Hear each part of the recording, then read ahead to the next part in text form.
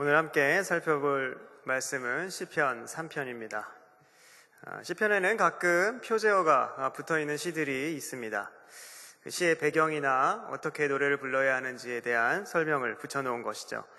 시편 3편에도 그렇게 표제어가 있습니다. 그래서 시 가장 윗부분에 보시면 다윗이 그의 아들 압살롬을 피할 때 지은 시라고 되어 있습니다. 다윗이 이 시를 지을 때 그때의 그 배경을 생각하면서 읽으라고 이렇게 써 있는 것입니다. 그리고 이것은 바로 사무엘하 15장부터 17장에 이르는 그 내용을 말합니다. 제목에서 드러나고 있듯이 사랑하는 아들이 자기를 반역하고 또 왕위를 찬탈해서 자신이 도망을 할 수밖에 없었던 그 일을 말합니다. 수많은 역경을 겪은 다윗이었지만 사랑하는 친아들이 자기를 반역해서 도망을 쳐야만 했던 이 일은 다윗의 생애 중에 가장 힘겹고 아팠던 그런 시간이었을 것입니다. 근데 압살롬의 이 반역 사건을 조금 더 잘 이해하기 위해서는 그 전에 연결되어 있는 어떤 사건을 함께 좀 알아야 할 필요가 있습니다. 압살롬의 반역이 다윗 왕위 후반기의 일이라면 이 사건은 다윗의 왕위의 그 절정에 있었을 때 일입니다. 바로 밧세바 간음 사건입니다. 요즘 세상에 미투 운동이라고 해서 아주 충격적이고 아주 은밀한 일들이 이 세상에 드러나게 되는데 밧세바와 얽힌 이 사건은 그야말로 하나님의 미투 사건이라고 볼 수 있는 그런 사건입니다. 그 사건이 이렇습니다. 다윗은 밧세바를 보고 음욕이 치솟아서 왕의 그 위력을 이용하여 간음을 합니다. 왕의 요구를 거절하지 못했던 그 밧세바가 이 일로 임신을 하게 됩니다. 특히 밧세바는 다윗의 가장 충성스러운 그러한 부하였던 우리아라는 남편이 있음에도, 그러한 남편이 있는 여자임에도 불구하고 이렇게 한 것입니다. 우리아는 이스라엘을 위해서 지금 전쟁을 나간 지 꽤 오랜 기간 됐기 때문에, 집에 들어온 지가 꽤 오랜 기간이었기 때문에 이 임신은 다윗의 소행이 분명한 그런 일이었습니다. 다윗은 이 일을 몰래 덮기 위해서 우리아를 전장에서 데려와서 술을 먹이고 밧세바와 집에 가서 잠자리를 가지도록 하지만 충성스러운 우리아는 전쟁 중에 그럴 수 없다고 해서 집으로 들어가지도 않은 그런 굉장히 충성스러운 부하였습니다. 결국 다윗은 요압에게 비문을 보내서 우리아를 가장 혹독한 전장에 홀로 밀어 넣어서 전삭해 만듭니다. 전쟁을 이용해서 청부 살해한 것입니다. 이 일 후에 바로 다윗은 밧세바를 아내로 삼아버렸고 이제 그 임신은 아무런 문제가 될 여지가 없어져 버렸습니다. 역시 이 일은 아무도 모르게 지나갔습니다. 정말 아무 일 없듯이 조용히 시간이 흐릅니다. 심지어 이 밧세바가 다윗으로 말미암아 임신한 그 아들이 낳기까지, 나올 때까지 1년이 넘는 기간 아주 잘 아무 일 없이 그렇게 지냅니다. 이로써 다윗에게 이 일은 별로 신경을 쓰지 않아도 되는 그런 일이었고 죄책감조차 느끼지 못한 그러한 일이었습니다. 그런데 정말 갑자기 청천벽력과 같은 일이 발생하게 됩니다. 나단 선지자가 하나님의 말씀을 들고 온 것입니다. 사무엘하 12장 9절부터 11절에 보면 이렇게 하나님께서 말씀하신 것을 나단 선지자의 입을 통해서 말씀합니다. 어찌하여 내가 여호와의 말씀을 업신여기고 나보기에 악을 행하였느냐? 네가 칼로 햇사람 우리아를 치되 암몬 자손의 칼로 죽이고 그의 아내를 빼앗아 내 아내로 삼았도다. 이제 네가 나를 엽신여기고 햇사람 우리아의 아내를 빼앗아 내 아내로 삼았은즉 칼이 내 집에서 영원토록 떠나지 아니하리라 하셨고 여호와께서도 또 이와 같이 이르시기를 보라 내가 너와 내 집에 재앙을 일으키리라 이렇게 말씀하셨습니다. 하나님께서는 네가 나를 없이 안 여겼다라고 2번이나 반복하시면서 이렇게 모든 죄악을 폭로하십니다. 사실 아무도 모르리라 생각했던 자신의 은밀한 죄악이 온 세상에, 그것도 아주 민낯으로 정확하게 드러나게 된 것입니다. 그래서 하나님의 미투 사건이라고 칭할 수 있다고 한 것입니다. 사실 죄를 범한 것도 문제지만 이 죄가 단 몇 사람에게만 들킨 게 아니라 온 세상에 드러나게 됐을 때 아마도 죽고 싶거나 아무도 없는 곳으로 도망가 보고 싶은 그러한 마음이 들 것입니다. 더욱이 이스라엘 백성들의 입장에서도 다윗이라는 왕은 믿음과 신뢰가 가득한 우리 다윗 왕이었습니다. 그런데 그러한 사람이 위력으로 간음을 저질렀을 뿐만 아니라 충성스러운 부하를 살해했다는 그 사실은 전 국가적으로 그리고 모든 백성에게 엄청난 충격을 주는 사건이었다는 것입니다. 물론 나단이 왔을 때 다윗은 바로 하나님께 회개하고 조용히 덮을 수도 있었을 것입니다. 나단과 하나님과 자신하고 몇 명만 이렇게 알고 그냥 조용하게 회개하고 덮을 수도 있었을 텐데 다윗은 그렇게 하지 않았습니다. 공개적으로 자복을 했고 회개를 했습니다. 이에 대해서는 다시 뒤에 설명하겠는데 어쨌든 하나님은 이 일로 인해서 굉장히 크게 진노하셨죠. 그리고 다윗의 회개로 죄는 용서하시되 그 징계로서 칼이 내 집에서 떠나지 아니할 것이고 내 집에 내가 재앙을 일으키겠다라고 말씀하셨습니다. 다윗에게 하나님께서 하신 이 선언은 아마도 그의 삶에 평생 잊지 못할 말씀이 되었을 것이고 이 말씀이 바로 오늘 본문의 배경이 되는 압살롬의 반역에도 굉장히 큰 영향을 미치게 됩니다. 압살롬이 반역을 할 때 아주 빠른 시간에 백성들의 마음이 다윗에게서 압살롬에게로 넘어갑니다. 사무엘하 15장 13절에서는 이렇게 얘기합니다. 압살롬이 반역을 하고 난 다음에 전령이 다윗에게 와서 이렇게 말합니다. 이스라엘의 인심이 다 압살롬에게 돌아갔나이다 라고 할 정도로 사람들의 모두 다 압살롬에게 간 것입니다. 아마도 이것은 사람들도 그때 하나님이 말씀하셨던 그 징계로 이제 다윗도 이렇게 끝나는구나 라고 생각했기 때문일 것입니다. 그래서 마지막까지 아주 충성스러운 소수의 그러한 신하들을 제외하고는 이스라엘의 민심이 압살롬에게로 확 넘어가 버린 것이죠. 이러한 배경 가운데서 오늘의 시가, 오늘의 고백이 나온 것입니다. 이 배경을 생각하시며 오늘 본문 1절과 2절을 다시 한번 천천히 함께 읽어보도록 하겠습니다. 시작. 여호와여 나의 대적이 어찌 그리 일어나 나를 치는 자가 많으니이다. 많은 사람이 나를 대적하여 말하기를 그는 하나님께 구원을 받지 못한다 하나이다. 다윗이 어떠한 마음으로 이 시를 지었는지 잘 느껴지지 않습니까? 특히 다윗은 1, 2절에 많다라는 단어를 3번이나 반복하면서 자신의 그러한 무너지는 심정을 고백하고 있습니다. 그런데 무엇보다 다윗의 마음을 가장 아프게 했던 것은 바로 2절 마지막 부분, 그는 하나님께 구원을 받지 못한다 하는 그 말이었습니다. 왜냐하면 이것이 바로 그래 너는 이제 하나님의 말씀대로 징계를 받는 거야 라는 참소가 다윗에게 되었기 때문입니다. 만약에 있지도 않은 일에 대해서 악한 소문과 오해가 퍼진다면 그것조차 사실 그것도 우리에게는 굉장히 억울한 일이긴 하지만 그래도 그건 오해이기 때문에 나 자신만큼은 그래도 당당할 수 있습니다. 그런데 실제 있었던 일이고 자기도 그렇게 인식하고 동의하는 바에 대해서 이러한 말을 듣는다면 이건 너무 아픈 것입니다. 다윗도 압살롬의 반역이 또 하나의 하나님의 징계라고 생각을 하고 있었고 그것에 동의하는 바였기 때문에 이 말을 들었을 때 실제 너무나도 아프고 살 소망까지도 끊어진 것입니다. 보통 사람이라면 이 상황에서 누구나 이와 같은 어려움에 대한 고백과 정말 살 소망이 없는 이러한 고백을 뱉게 되는 것이 당연한 일입니다. 그런데 갑자기 다윗의 심경에 크나큰 반전이 벌어지는 것입니다.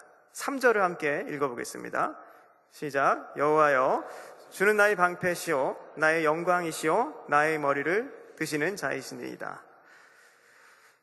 6절 보시면 천만인이 나를 에워싸 진친다 해도 나는 두려워하지 아니하리라 하고 있고 심지어 7절에 보시면 여호와여 일어나소서 나의 하나님의 나를 구원하소서 주께서 나의 모든 원수의 뺨을 치시며 악인의 이를 꺾으셨나이다. 사실 이해가 잘 되지 않습니다. 그러한 심정 가운데서 이러한 고백을 할 수 있다는 것은 굉장히 좀 이상하다 싶을 정도의 고백이 나옵니다.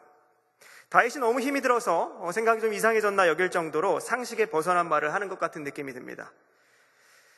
사람이 너무 힘들면 그 상황을 회피해야하기 때문에 자기가 살 수 있는 방법으로 대해서 자기의 생각과 반대로 환경과 반대로 인식하는 경우도 있다고 하는데 마치 이렇게 정신이 좀 이상하게 됐거나 이게 아니라면 그래 하나님은 언제나 내 편이었기 때문에 죄를 지어놓고도 나는 하나님이 용서해 주셨어 라고 하면서 아주 뻔뻔한 얼굴을 들이밀고 나오는 사람 같은 그러한 생각이 드는 대목이라는 것입니다. 그런데 정말 다윗이 그렇게 이상한 사람이 됐거나 그렇게 뻔뻔한 사람이었을까요?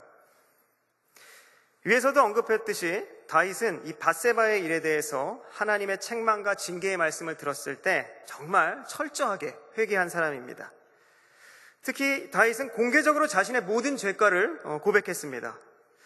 그 회개의 절절한 고백이 바로 시편 51편에 고스란히 담겨 있습니다. 이렇듯 다윗은 자신의 참회를 글로 남겨서 상처받은 밧세바와 그리고 밧세바와 관련된 사람들과 또한 자기 백성들, 모든 백성들에게 자신의 죄가를 철저하게 고백하고 있는 것입니다. 심지어 시편 51편에는 우리도 다 볼 수 있게 전체 공개가 되어 있기 때문에 다윗은 절대로 뻔뻔한 사람은 아니라고 생각할 수 있겠습니다. 뿐만 아니라 압살롬의 반역으로 인해서 다윗은 급하게 도망을 가는데 사무엘하 15장 30절을 보면 그가 그의 머리를 가리고 맨발로 울며 갔다고 기록하고 있습니다. 머리를 가리고 맨발로 울며 갔다라는 것은 바로 하나님 앞에서의 그런 철저한 회개와 낮아짐을 표현하는 말씀입니다. 다윗은 자신의 죄와 이로 인한 하나님의 징계임을 철저하게 인정했고 또 하나님 앞에서 철저하게 부복하고 낮아짐으로 나아간 것을 우리는 볼 수 있다는 것입니다. 이렇게 죄에 대한 철저한 고백과 회개는 신앙에 있어서 아주 중요한 원칙입니다. 하지만 이 회개에 있어서 우리가 놓치지 말아야 할 더 중요한 것이 하나 있습니다. 그것은 바로 회개한다고 해서 하나님에 대한 믿음까지도 사라지면 안 된다는 것입니다. 보통 우리는 나의 죄악에 대해서 철저하게 자복을 하다 보면 죄책감이나 어떤 우울감에 빠질 수 있습니다. 그래서 하나님을 올바로 바라보지 못하고 회개를 하다가 오히려 영적인 침체에 빠져버리는 경우가 사실 많습니다. 특히 내가 마음이 여리거나 좀 심성이 착한 분들, 이런 분들은 더욱 그런 마음을 가지기가 쉽습니다. 그래서 어떤 경우에는 죄에 대해서 아예 외면해버리기도 합니다.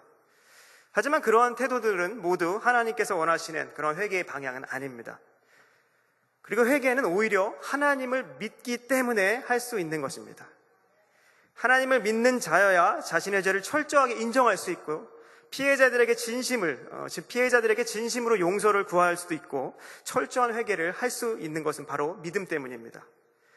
그런데 그렇다고 하더라도 이 회개 때문에 하나님에 대한 그 믿음까지 잃어서는 안 되고 오히려 다시 믿음으로 살기 위해서 우리가 회개하는 것임을 기억해야 할 것입니다.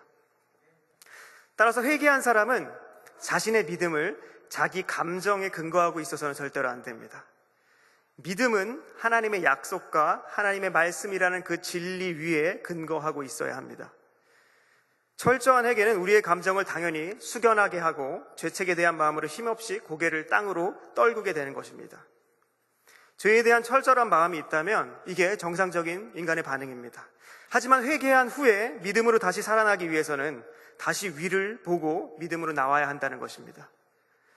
특히 여기서 믿음으로 하나님께 다시 나온다는 것은 철저히 회개한 만큼 나의 앞으로의 모든 일은 하나님의 손에 다 맡기겠다라는 그러한 것을 말합니다.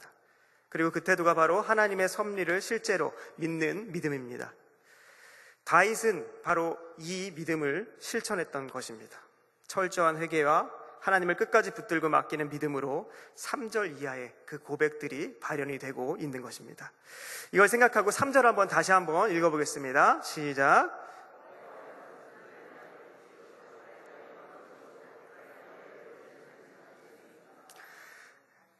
3절 맨 앞에는 원래는 그러나가 있습니다. 원문에서도 그렇고요. 개역개정 성경 말고 많은 번역본들, 영어 성경도 마찬가지고요. 다 그러나 여호와여, 그러나 주여라고 되어 있습니다. 바로 다윗은 내가 너무나도 큰 죄를 졌지만 그래서 더욱 철저하게 회개하고 자복하지만 그러나 여호와여, 그러나 주님이시여, 주님은 나의 하나님이시여 나의 방패시여 나의 영광이십니다 라고 고백을 하고 있는 것입니다. 그리고 이 고백은 진정으로 철저히 회개한 자만이 가질 수 있는 오직 하나님만을 의지하며 나의 모든 것을 하나님께 맡길 수 있는 바로 이 그러나의 믿음입니다. 실제로 다윗이 압살롬을 피해 도망갈 때 제사장 사독이 법궤를 가지고 나옵니다. 제사장 사독은 끝까지 다윗을 쫓아가기 위해서 법궤를, 하나님의 임재의 상징인 법궤를 가지고 다윗을 따라 나왔는데 그때 다윗이 사독에게 이렇게 말합니다. 법궤를 다시 예루살렘 성전으로 가지고 가라 라고 하면서 사무엘하 15장 25절과 26절 보면 이렇게 다윗이 사독에게 말하고 있습니다. 왕이 사독에게 이르되 보라 하나님의 궤를 성읍으로 도로 메어가라. 만일 내가 여호와 앞에서 은혜를 입으면 도로 나를 인도하사 내게 그 궤와 그 계신 데를 보이시리라. 그러나 그가 이와 같이 말씀하시기를 내가 너를 기뻐하지 아니한다 하시면 종이 여기 있사오니 선히 여기시는 대로 내게 행하옵소서 하리라. 다윗은 완전히 하나님께 맡긴 것입니다. 심지어 도망가는 길에 사울의 친족인 시므이라는 자가 나와서 계속 다윗을 저주합니다. 그때 옆에 있던 아비새라는 장군이 자기가 저 목을 베어오겠다고 다윗에게 말할 때도 다윗이 이렇게 말합니다.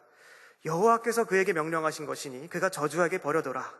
혹시 여호와께서 나의 원통함을 감찰하시니 오늘 그 저주 때문에 여호와께서 선으로 내게 갚아주실지 모르겠다. 이렇게 고백합니다. 이것이 바로 하나님께 맡기는 것입니다. 바로 자기에게 벌어진 상황들을 믿음으로 바라보는 눈이 바로 이 모습입니다. 다윗은 바로 이 믿음을 가지고 그러나 여호와여 라고 하며 하나님께 호소하고 있는 것입니다. 우리에게도 이 그러나의 믿음이 항상 있기를 간절히 바랍니다. 그리고 이러한 믿음이 있을 때 5절과 6절과 같은 고백을 할 수 있습니다. 5절 6절 함께 읽겠습니다. 내가 누워 자고 깨었으니 여호와께서 나를 붙드심이로다. 천만인이 나를 에워싸 진친다 하여도 나는 두려워하지 아니하리라. 내가 누워 자고 깨었다. 그리고 천만인이 에워싸 진친다 해도 난 두려워하지 않는다. 사실 하나님을 모르는 사람들은 이것을 온전하게 이해하지 못할 수 있습니다. 어떻게 그런 얘기를 할 수가 있느냐라고 반문할 수 있습니다. 하지만 철저한 회개 후에 갖게 되는 그러나의 믿음은 이 고백을 가능케 한다는 것입니다. 그래서 다윗은 이 믿음 때문에 지금 상황이 너무나도 참혹할지라도 하나님 안에서 그 평안함을 얻을 수 있었던 것입니다. 사실 자기 아들이 반역해서 도망가는 상황인데 어떻게 잠을 잘 수가 있겠습니까? 그럼에도 내가 누워 자고 깨었다고 말합니다. 그것은 압살롬보다도 그리고 이 상황보다도 그 위에 계신 하나님을 본 것입니다. 그래서 이것은 내가 그래서 잘 될 거야 이런 게 아닙니다. 하나님이 돌이키시면 그것이 하나님 나에 대한 보호하심이고, 만약에 돌이키지 않으시면 그 돌이키지 않으심이 자신에게 올바른 하나님의 도움의 길임을 믿는다는 것입니다. 그렇게 천만인이 나를 에워싸 진친다 해도, 내가 돌을 맞아도, 내가 망한다 할지라도 나는 절대로 두려워하지 않는다라는 고백을 했다는 것입니다. 이 고백은 신약에서도 바울이 동일한 고백을 하고 있습니다. 고린도후서 4장 8절 보시면 우리가 사방으로 우겨쌈을 당하여도 쌓이지 아니하며 답답한 일을 당하여도 낙심하지 아니하니, 우리에게도 어떠한 상황 가운데서도 낙심하지 않는 이러한 그러나의 믿음이 있기를 간절히 소원합니다. 이렇게 철저한 회개와 그러나 여호와는 이러한 믿음, 그리고 마지막으로 이 그러나의 믿음은 여호와를 따르는 삶으로 증명됩니다. 다윗은 이 그러나 여호와의 믿음을 통해서 한 걸음 더 나아갑니다. 7절을 함께 읽어보겠습니다. 여호와여 일어나소서, 나의 하나님이여 나를 구원하소서. 주께서 나의 모든 원수의 뺨을 치시며 악인의 일을 꺾으셨나이다. 7절 맨 앞에 여호와여 일어나소서 하며 시작한 이 말씀은 사실은 다윗이 의도하고 있는 다른 성경 구절이 있습니다. 그것은 바로 모세와 이스라엘 백성들이 광야 생활을 할 때 아침마다, 그리고 그 진을 움직일 때마다 이스라엘 백성들에게 모세가 항상 선포했던 말씀이 있습니다. 그게 민수기 10장 35절인데요. 제가 읽어보겠습니다. 괴가 떠날 때에는 모세가 말하되 여호와여 일어나사 주의 대적들을 흩으시고 주를 미워하는 자가 주 앞에서 도망하게 하소서 하였고, 바로 이 말씀, 괴가 떠날 때, 그러니까 진이 떠날 때 모세가 선포했던 그 말씀, 여호와여 일어나소서 했던 그 말씀을 다윗이 인용하고 있는 것입니다. 이것은 이러한 말입니다. 이스라엘 백성들을 움직일 때 절대 먼저 움직이지 않았습니다. 하나님의 괴가 먼저 움직이는 걸 보고 그것을 따라서만 움직였습니다. 즉 하나님과 함께하는 삶이라는 것은 단순히 하나님이 나랑 동행하신다라는 것이 아닙니다. 전적으로 하나님을 따라가는 삶을 말하는 것입니다. 하나님께서 앞서 가시고 하나님이 하시는 것을 내가 따르는 것, 바로 이것이 하나님과 동행하는 삶이라는 것입니다. 다윗은 이제 하나님께 온전히 자신을 맡기고 하나님의 뜻만 따라서 가겠다고 선포하며 나간 것입니다. 이것은 내가 하나님께 맡길게요 라고 하면서 가만히 있는 그런 소극적인 태도를 말하는 게 아닙니다. 삶에 적극적으로 내가 하나님의 믿음을 가지고 실천하겠다라는 그런 말씀입니다. 그리고 이렇게 하나님만을 온전히 쫓아 따라 사는 자들에게 구원이 있다는 것을 마지막 8절에서 구원은 여호와께 있사오니 주의 복을 주의 백성에게 내리소서라고 겸손하게 기도하며 자신의 고백을 마치고 있는 것입니다. 오늘 시편 3편을 보았는데 오늘 말씀을 정리하도록 하겠습니다. 오늘 이 시편 3편 다윗의 시를 다시 한번 처음부터 한번 떠올려 보십시오. 다윗이 자신의 상황에 이 마지막 고백, 이것이 가당키나 한 것입니까? 우리가 다 이런 상황에 빠진다면, 정말 압살롬이 반역한, 자신의 아들이 반역한 상황에 빠진다면 이러한 고백이 나올 수 있겠습니까? 하지만 이건 이상한 일이 아닙니다. 다윗이 미친 것도 아니고 뻔뻔한 것도 아니었습니다. 그가 너무 힘들어 회개하지만 결국 온전한 믿음으로 감사로 마치는 이 기도는 바로 모든 믿음의 자녀들이 할 수 있는 올바른 기도라는 사실입니다. 사실 모든 사람은 죄인입니다. 죄의 경중의 차이만 있을지언정 모든 사람이 죄를 지으며 죄인이란 사실 결코 바뀔 수 없는 것 아닙니까? 그래서 하나님은 이 죄 때문에 우리 주 예수 그리스도를 보내주신 것입니다. 죄 때문에 예수님이 십자가를 지셨다는 겁니다. 우리의 신앙의 여정에 죄가 없을 수는 없지만 이 길을 혼자 걸어가며 그 죄를 혼자 감당하라고 하시지 않고 우리의 죄를 대신 지신 예수님께서 항상 함께 걸어가신다는 사실입니다. 이것이 약속이고 이것이 언약이며 이것이 하나님의 말씀이며 진리입니다. 우리의 믿음은 여기에 근거하고 있어야 한다는 것입니다. 그래서 우리가 죄를 지었거나 혹은 내가 하나님의 징계를 받는다고 생각하거나 어떠한 이유에서든지 신앙의 침체 가운데 빠진다면 낙심하고 좌절하지 마시고 첫 번째, 예수 그리스도 앞에서 철저하게 회개하십시오. 그리고 두 번째로 십자가에서 흘리신 보혈을 의지해서 그래 우리 예수님이 나의 죄 때문에 이 죄 때문에 그 귀한 생명을 바치셨다는 사실을 떠올리며 그러나 여호와여 라는 그 믿음으로 나아가서 여호와여 주님은 나의 방패시오 나의 반석이시고 나의 영광이시고 나를 세우시는 자임을 고백하시기 바랍니다. 그리고 마지막으로 매일 아침마다 오늘 무슨 일이 나에게 있다고 하더라도 온전히 하나님의 손을 따르겠사오니 여호와여 일어나소서라고 선포함으로 하나님께서 그의 자녀들에게 보장하신 하나님의 평강과 그 은혜를 꼭 누리시기를 바랍니다. 특별히 정말 낙심될 때 그리고 힘들 때 이 시편 3편을 다시 한번 생각해 보십시오. 그리고 다윗이 이때 만난 그 하나님을 묵상하며 그때나 지금이나 오늘이나 내일이나 동일하신 우리 하나님을 바라봄으로 우리를 짓누르는 그 모든 것들을 떨쳐버리시고 온전히 하나님을 따라 하나님이 주시는 그런 큰 복을 온전하게 얻게 되기를 간절히 소원합니다. 기도하겠습니다. 하나님 감사합니다. 하나님께서 우리의 죄악을 너무나도 잘 아시기에 우리에게 독생자 예수 그리스도를 보내주셨음에 감사를 드립니다. 우리가 혹여나 죄악에 빠질 때 주저 말고 철저하게 회개하게 인도하여 주시고 회개하고 믿음으로 하나님께 나아가 그러나의 믿음으로 하나님을 배웠게 하여 주시옵소서. 날마다 하나님을 쫓아 하나님을 따라 살겠사오니 주님이 일어나셔서 우리의 삶을 주도하여 주시옵소서. 하나님을 따라 온전하게 그리고 올바르게 동행하는 주님의 백성들이 다 되도록 인도하여 주시고 감사드리며 이 모든 말씀 예수 그리스도의 이름으로 기도하옵나이다. 아멘. 이 시간에는 다 함께 합심하여 통성으로 기도하도록 하겠습니다. 먼저는 말씀 생각하시면서 혹시 회개할 게 있다면 회개하시고 또 그럼에도 우리에게 믿음을 온전히 회복시켜 주시는 그 주님을 기억하시고 항상 그러나의 믿음을 가지고 하나님을 따르겠습니다라고 고백하는 기도를 하시겠습니다. 또한 교회를 위해서 기도하실 때에는 항상 교회를 지켜주심에 감사드리시고 또 앞으로도 우리 교회 가운데 더 큰 은혜 부어주시기를 간구하시고 무엇보다 하나님께서 우리 교회에 예배하신 귀한 목자 보내주시기를 바라고 있사오니 하나님의 영과 또 하나님의 지혜가 충만하고 또 하나님을 경외하는 준비된 하나님의 사자를 보내주시기를 간절히 기도하시고 또한 이를 위해서 교회가 더욱더 기도에 그런 모임에 더 힘쓸 수 있도록 기도하시기 바랍니다. 새벽 예배와 금요 심야 기도회, 특별히 다음 주 4월 13일에 있을 철야 기도회에서 적극적으로 나와서 뜨겁게 기도해서 하나님의 충만한 임재와 그 인도를 받는 교회가 될 수 있도록 위해서 기도해 주시기 바랍니다. 또한 나라를 위해서 기도할 때에는 남북한의 관계를 위해서 정상회담 등의 평화의 그런 모습들이 정치적인 모습만이 아닌 실제 평화가 임하기를 기도하시고 또 우리 민족의 영원인 평화적인 통일을 이루어서 북녘 땅에도 하나님의 찬송과 그 예배가 당당히 어디서든 울려 퍼질 수 있도록 기도하시고 이로써 세상 끝날까지 하나님께 귀하게 쓰임받는 나라가 될 수 있도록 기도하시기 바랍니다. 마지막으로 육신의 질병 중에 있는 우리 환우들과 여러 가지 모양 중에 또 고난 중에 있는 우리 성도들을 위해서 이 시간 통성으로 다 함께 합심하여 기도하겠습니다. 하나님 감사합니다. 주님께서 또 3일반 예배를 통하여서 하나님 앞에 나올 수 있도록 은혜 베풀어 주심에 감사드립니다. 우리가 더욱더 하나님을 항상 생각하며 또 하나님과 함께 동행하며 그 모습을 가지고 아버지께 더욱더 나아갈 수 있는 믿음 허락하여 주시옵소서.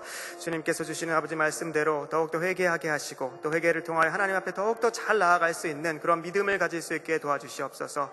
우리는 죄를 지을 수밖에 없는 자임을 인정할 수 있게 도와주시옵시고, 그러나 그럼에도 불구하고 하나님께서 우리를 택해 주사 부르시사 정말 하나님의 자녀 삼으시고 또 백성 삼으셨음에 감사드리시고, 그것을 더욱더 하나님의 믿음을 가지고 나아갈 때 하나님께 온전히 따르는 그러한 귀한 아버지 우리 백성들 될 수 있도록 아버지 인도하여 주시옵소서. 하나님을 따르는 것이 즐거운 일이고 하나님을 따르는 것이 하나님의 영광을 보는 일임을 기억할 수 있게 아버지 허락하여 주시옵소서. 또한 아버지 우리 교회를 위해서 기도합니다. 우리 교회 가운데 하나님 크나큰 큰 은혜를 많이 부어주셔서 하나님 125년 동안 아버지 우리를 지켜주시니 감사합니다. 이 은혜가 정말 앞으로도 100년 200년 계속될 수 있게 도와주시옵시고, 주님이 오시는 그날까지 이 교회가 든든히 서서 하나님의 구원의 방주 역할을 잘 감당할 수 있는 교회 될 수 있도록 아버지 인도하여 주시기를 간절히 원합니다. 이것을 위해서 우리가 더욱더 섬기고 더욱더 헌신할 수 있는 마음들이 있기를 간절히 소원합니다. 아버지 또한 지금 귀한 목자를 아버지 우리 예배하신 귀한 목자를 보내주시기를 간절히 바라고 있습니다. 주님께서 주시는 준비해 놓으신 정말 하나님의 영과 하나님의 지혜가 충만한 아버지 정말 아버지의 종을 하나님의 종을 아버지 준비된 하나님의 사자를 보내주시기를 간절히 원하오니 아버지 우리에게 허락하여 주시옵시고, 속히 보내주셔서 하나님이 원하시는 그 일들 또 하나님이 주시는 그런 말씀 가운데 온전히 든든히 서가는 교회 될 수 있도록 아버지 허락하여 주시옵소서. 아버지 이를 위해서 더욱더 교회가 힘써 기도하는 그 모습에 더욱더 동참될 수 있게 되기를 원합니다. 아버지 우리에게 있는 아버지 모임들이 있습니다. 새벽 기도회와 금요심야 기도회 그리고 철화 기도회가 있습니다. 주님 곳에 더욱더 모여서 더욱더 함께 기도할 수 있게 도와주시옵시고, 정말 한두 명이 모여서 기도하는 것이 아니라 여러 명이 모여서 기도할 때 더욱더 뜨거운 하나님의 그 기도의 영이 부어져서 우리의 마음이 더욱더 충만할 수 있게 도와주시옵시고, 성령 충만함을 통해서 우리 교회가 더욱더 하나님과 온전히 동행할 수 있는 교회, 그리고 하나님의 뜻에 따라 하나님의 인도함에 따라 인도함을 받는 그런 교회 될 수 있도록 아버지 허락하여 주시옵소서. 주님 나라를 위해서 기도합니다. 주님 남북한의 관계를 놓고 아버지 기도하오니 아버지 남북한의 그런 평화의 모두가 그냥 정치적으로 이용당하지 않게 아버지 도와주시옵소서. 더욱더 아버지 평화 통일을 이룰 수 있는 길이 될 수 있게 도와주시옵시고, 그런 평화 통일을 이루어서 북녘 땅에 정말 하나님의 복음에 널리 퍼질 수 있는 귀한 자리가 될 수 있게 아버지 허락하여 주시옵소서. 정말 하나님의 그 평양 대부흥이 있었던 아버지 그 자리에 다시 한번 교회가 세워질 수 있도록 아버지 허락하여 주시옵시고, 그것을 통해서 더욱더 하나님의 복음이 더 전해질 수 있는 정말 땅끝까지 이르러 복음을 전하라는 그 사명을 우리나라가 정말 귀하게 여기고 사용될 수 있는 귀한 나라 될 수 있게 아버지 허락하여 주시옵소서. 외교적인 많은 문제들 가운데 하나님 지혜 주시옵시고, 아버지 정말 우리가 해결할 수 없는 많은 문제들 가운데 하나님께서 주시는 아버지 그러한 섭리로 말미암아 온전하게 해결받는 아버지 귀한 은혜 받기를 간절히 소원합니다. 그래서 더욱더 강건한 나라 되어서 하나님께 끝까지 쓰임받는 귀한 나라로 삼아 주시옵시고, 그것을 통하여서 하나님께 당당하게 또 담대하게 나아가는 그런 제사장 역할을 감당할 수 있도록 아버지 허락하여 주시옵소서. 아버지 육신의 질병 중에 있는 우리 환우들이 있습니다. 하나님 치유의 강산을 바라 주시어서 아버지 모든 것들이 치유함을 받을 수 있게 도와주시옵시고, 정말 하나님이 주시는 그 모든 그 치유의 능력을 말미암아 고치지 못할 질병 하나 없음을 고백할 수 있게 도와주셔서 주님 더욱 치유하고 아버지 정말 이 예배당에 나와 더욱더 찬송하며 예배하며 기도하는 아버지 그런 기도의 일들 가운데 더욱더 귀하게 또 적극적으로 나와 참여할 수 있는 귀한 성도들 될 수 있게 도와주시옵소서. 또 여러 가지 모양으로 환난 중에 있는 아버지 성도들이 있습니다. 아버지 다 알지 못하는 그런 환난 가운데 하나님 역사해 주셔서 그 일들을 아버지 치유하여 고쳐주시옵시고, 더욱더 회복시켜 주셔서 주님으로 말미암는 온전한 회복 가운데 설 수 있게 아버지 도와주시옵소서. 이 교회가 더욱더 하나님께 더욱더 쓰임받기를 간절히 소원하오니 아버지 교회를 보호하여 주시옵시고 붙들어 주시옵시고 하나님께 세워 주시옵시고, 하나님께서 두 눈 똑 지켜주신 아버지 그런 교회 될 수 있도록 간절히 소원하오니 아버지 인도하여 주시옵소서. 주님 개인의 기도 제목들도 있습니다. 하나님께서 주시는 그런 마음을 가지고 기도할 수 있게 도와주시옵시고, 더욱더 하나님과 교제하는 귀한 성도님들 다 될 수 있도록 아버지 축복하여 주시옵소서. 하나님 감사합니다. 주님 감사합니다. 하나님 감사합니다. 우리가 하나님을 믿고 기도한 이 모든 간구에 대해서 친히 응답해 주실 것을 믿고 감사드리오며 모든 말씀 예수 그리스도의 이름으로 간절히 기도하옵나이다. 아멘.